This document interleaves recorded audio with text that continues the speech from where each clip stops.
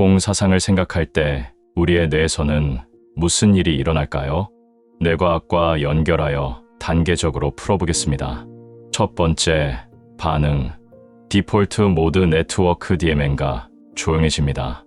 우리가 평소에 자기 자신에 대해 생각할 때, 즉 나는 어떤 사람인가? 남들이 나를 어떻게 볼까?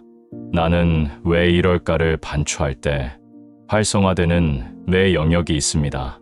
이것을 디폴트 모드 네트워크라고 부릅니다. 공사상을 깊이 명상하거나 무아의 상태에 들어가면 이 DMN의 활동이 현저히 줄어듭니다. 존스 홉킨스 대학 연구에 따르면 명상 숙련자들은 이 영역의 활동이 일반인보다 평균 40% 낮게 나타났습니다.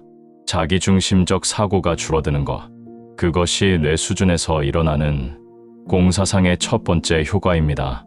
두 번째, 반응. 편도체가 진정됩니다. 편도체는 뇌의 공포 경보 시스템입니다. 이것을 잃으면 어떡하지? 저 사람이 나를 싫어하면 어떡하지라는 불안의 신호를 발령하는 곳입니다. 그런데 공사상의 핵심은 이를 고정된 나, 지켜야 할 고정된 것이 없다는 인식입니다.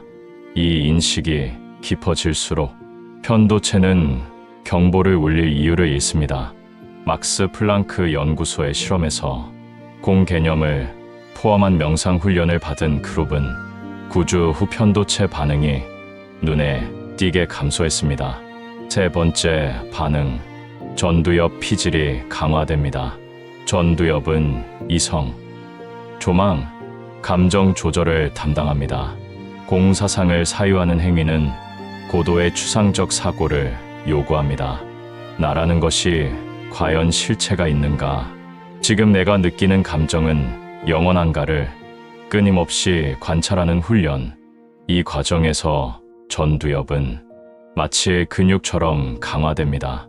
리처드 데이비드슨 위스콘신 대학 교수는 달라이 라마와 협력한 연구에서 수천 시간의 명상을 한 수행자들의 뇌에서 전두엽 회백질 밀도가 일반인보다 유의미하게 높다는 것을 발견했습니다.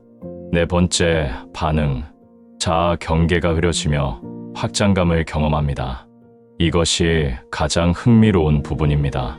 공사상을 깊이 사유하거나 명상할 때 일부 수행자들은 자아와 외부 세계의 경계가 사라지는 이른바 무경계 경험을 보고합니다. 뇌과학에서는 이것을 두정엽 활동의 일시적 감소로 설명합니다. 두정엽은 나와 세계를 구분하는 역할을 합니다.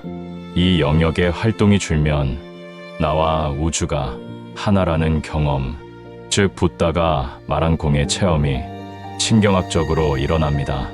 앤드류 뉴버그 박사는 이 상태를 절대적 이론적 존재 경험이라 불렀고, 이것이 인간이 경험할 수 있는 가장 강력한 심리적 안정 상태 중 하나라고 기록했습니다. 정리하면 이렇습니다. 공사상을 생각할 때 뇌는 자기 집착을 줄이고 공포 반응을 낮추며 이성적 조망 능력을 키우고 자아의 경계를 넘어서는 확장감을 경험합니다. 2500년 전 용수 보살이 중론에서 논리로 증명한 공사상을 현대 뇌과학은 MRI와 실험으로 다시 증명하고 있습니다.